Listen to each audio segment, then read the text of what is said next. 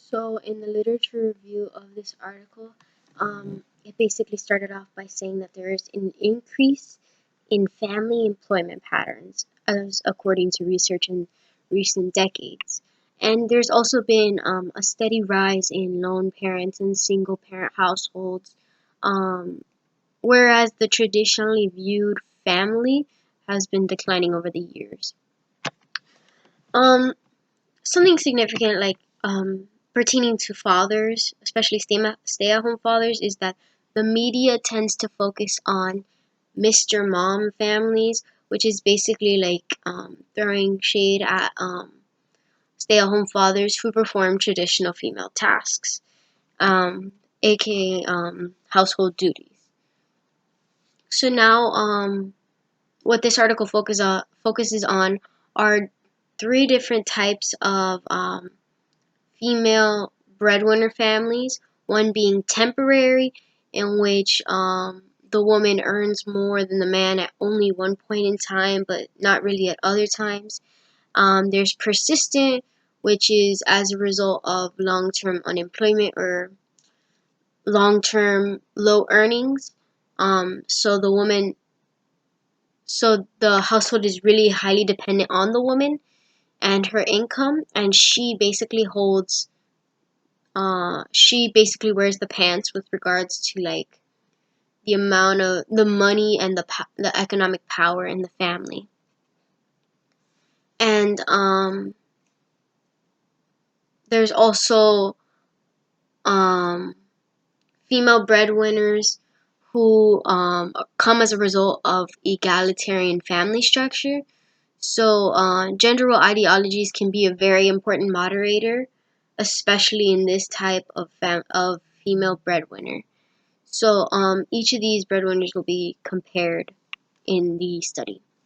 For the methods section of this article, data comes from the Household Income and Labor Dynamics Survey, which is a household panel, which I believe is longitudinal, and the acronym for it would be HILDA.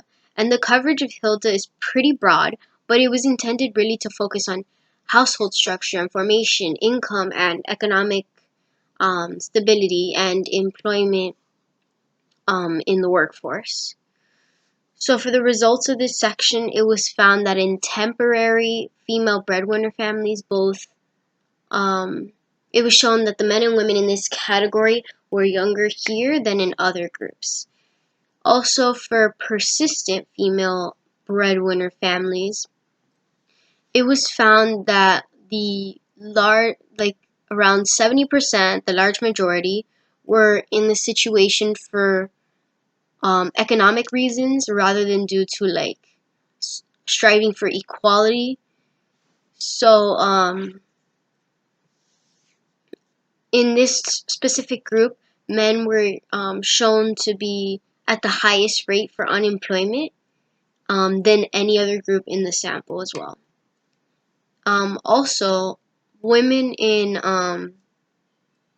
more egalitarian type relationships in the family who were the female breadwinners in this situation did in fact exhibit higher levels of education, more frequent employment in higher positions such as like managers, more professional type occupations.